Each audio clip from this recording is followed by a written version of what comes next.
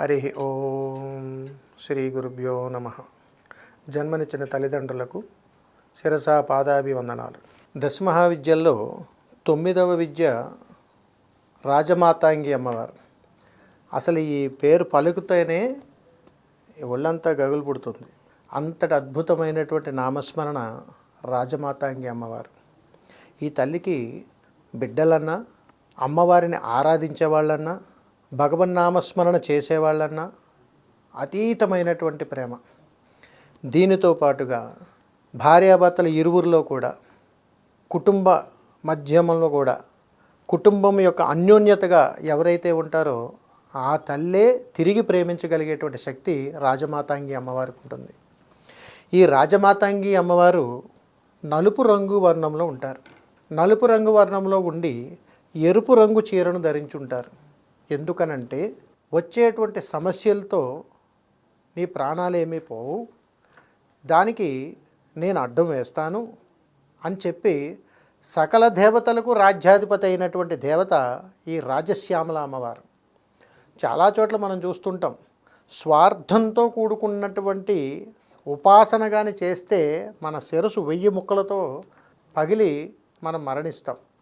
అలాగే ఇక్కడ గుర్తుపెట్టుకోండి, ఏ దేవత అయినా, ఏ సాధన అయినా లోక కళ్యాణార్థం కోసమే, 10 మంది బాగుండాలని మనం చేయగలిగినప్పుడు రాజశ్యామల సాధనలో కానీ, రాజశ్యామల అమ్మవారిని దర్శించుకోవడంలో కానీ, రాజశ్యామల అమ్మవారి నామస్మరణలో చేయడం కానీ మనకు కావలసినటువంటి కనీసపు అర్హత దేశం కోసమా లేదా ధర్మం కోసమా మనం మరణించాలి. ఈ రెండు మనం చేయగలగాలని అనుకున్నప్పుడు ఒక అద్భుతమైనటువంటి శక్తి, అంటే తల్లిని సాక్షాత్తు కూర్చోపెట్టగలిగేటువంటి సామర్థ్యం కలిగినటువంటి సాధకుడికి మాత్రమే రాజశ్యామల అమ్మవారి యొక్క అనుగ్రహం దక్కుతుంది. మరి రాజశ్యామల అమ్మవారు మనం పిలవగలిగితే వచ్చేస్తారా? చెప్పగానే మన మాట వినేస్తారా అని అంటే, అమ్మ రాజమాతాంగి అమ్మవారు, అమ్మలకి రాజ్యాధిపతి అయినటువంటి ఆ రాజశ్యామల అమ్మవారిని మనం దర్శించుకోవాలి అని అంటే ఎంతో కఠినాత్మమైనటువంటి సాధనను మనం చేయగలగాలి. మరి ఇది చేయగలగాలి అని అంటే హోమాలు, యజ్ఞాలు, యాగాలు ఎన్ని చేసినా తల్లికి సంతృప్తినివ్వదు. ఎందుకనంటే ధర్మ ప్రయాణం ఎక్కడైతే ఉందో, చేసే పనుల్లో ధర్మం ఎక్కడైతే ఉన్నదో, ఎవరైతే ధర్మంగా నడుచుకుంటున్నారో వారి చెయ్యి మాత్రమే అమ్మవారు పట్టుకుంటారు. అంతే తప్ప నేను అధర్మంగా వెళుతూ నాకు రాజ్యాధికారం కావాలి, నేను అధర్మంగా వెళుతూ ఈ యజమానురాలను అవ్వాలి, నేను అధర్మంగా వెళుతూ ఈ బంగళా కొనుక్కోవాలి, నేను అధర్మంగా వెళుతూ ఈ కారు కొనుక్కోవాలంటే ఏది మనం ఆశించలేము. అమ్మవారి యొక్క శాసనానికి ఖచ్చితంగా గురవుతుంటాం. అందుకని రాజశ్యామల అమ్మవారిని ఆరాధించటానికి ప్రప్రదమైనటువంటిది నామస్మరణ రావాలి. అమ్మా నీవే నా ప్రాణమమ్మా, ఈ దేహం మొత్తం నీ పాదాల చెంతను ఉంచుతున్నానమ్మా అని చెప్పగలగాలి. ఏది ఆశించకూడదు, దేని మీద కూడా వ్యామోహం ఉండకూడదు. వీటన్నింటిని త్వజించగలిగితేనే రాజశ్యామల అమ్మవారి యొక్క అనుగ్రహం సంపూర్ణంగా దక్కుతుంది. ఇప్పటికీ కూడా మీరు చూసుంటారు, ఈ ప్రపంచం మొత్తంలో రాజశ్యామల అమ్మవారి దగ్గర ఎవరైతే స్వార్థంగా ప్రయాణాలు చేస్తారో వారు ఎంత నాశనం అయిపోయి ఉంటారో కూడా. అందుకని దేవతల భాషలో ఎప్పుడూ కూడా నాశనం అనేటువంటిది ఉండదు. ఎందుకంటే అమ్మ ఏ వరం కావాలన్నా ఇస్తుంది. అందుకని ఇక్కడ దేవతలో రాజశ్యామల అమ్మవారిని ఆరాధించాలని అంటే ఖచ్చితంగా సముద్ర తీరమై ఉండాలి. సముద్ర తీరాన లేకపోతే ఎక్కడన్నా నిర్మానుష్య ప్రాంతాన, అంటే ఏ శబ్దము వినికిడి లేనటువంటి ఒక అద్భుతమైనటువంటి ప్రదేశంలో మాత్రమే అమ్మవారిని సాధన చెయ్యాలి. ఈ సాధన చెయ్యాలనుకునేటువంటి సాధకులకు ఖచ్చితంగా గురువు యొక్క అనుగ్రహం ఉండి తీరాలి. గురువు అనుగ్రహం తీరాలనంటే రాజశ్యామల అమ్మవారిని ప్రసన్నం చేసుకోవాలి అని అంటే ఖచ్చితంగా గురువు యొక్క సాక్షాత్కారం పొంది ఉండాలి. ఎవరు పొంది ఉంటారు గురు సాక్షాత్కారం అంటే? గురువు సాధకుడు యొక్క చెయ్యి పట్టుకోగలిగి ఆ మంత్రాన్ని ఇవ్వగలిగితే ఆ రాజశ్యామల అమ్మవారి యొక్క అనుగ్రహం శీఘ్రమే లభిస్తుంది.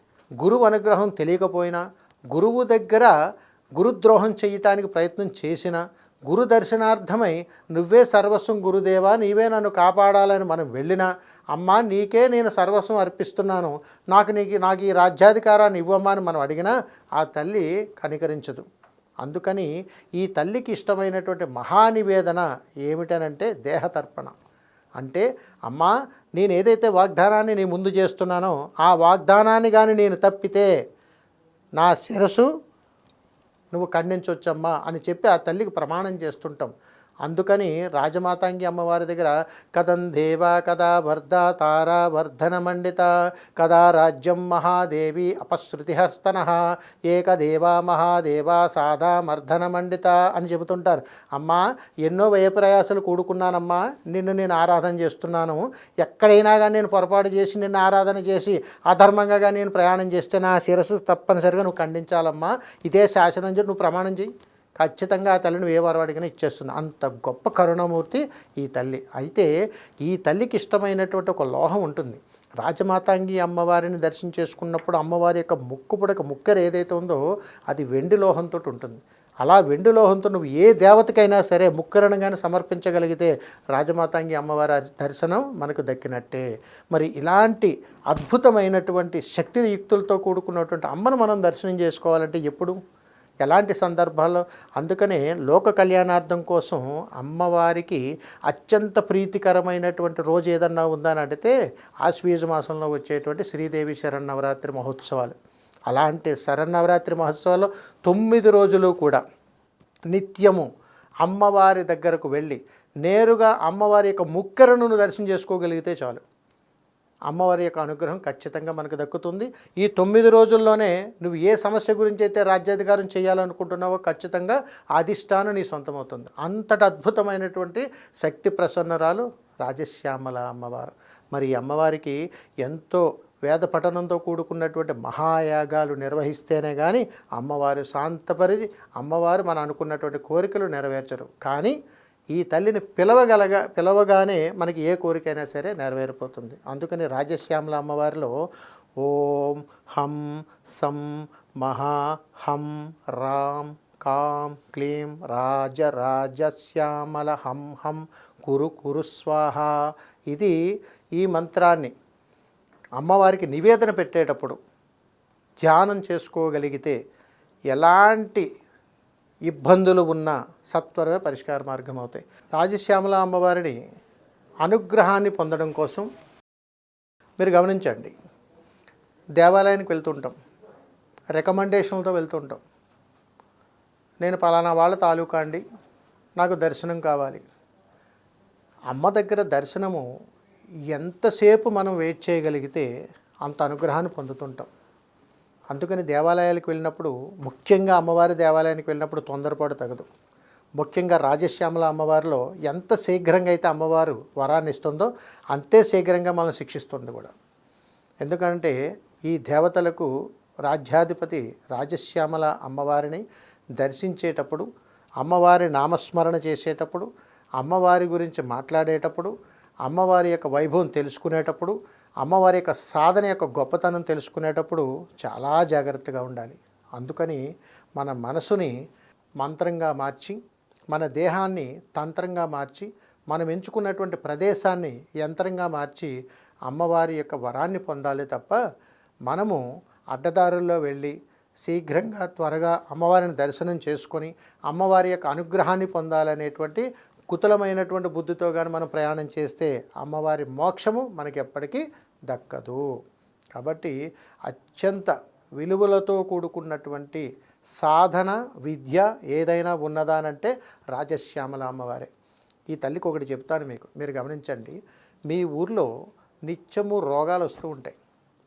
ఆ రోగాలు వస్తూ ఉన్నప్పుడు ఊరిని కాపాడుకోవడం కోసం ఒక దేవత ఉంటుంది. ఆ దేవత ఎవరై ఉంటారు? శీతలాంబ అమ్మవారు. ఆవిడ నడిబొడ్డులో ఉంటారు. ఆవిడ పని ఏమిటనంటే ఊరిలోనికి మహమ్మారి రాకుండా అందరూ కూడా బాగుండాలి, చల్లగా ఉండాలని చెప్పి శీతలాంబ అమ్మవారి అనుగ్రహం ఉంటుంది.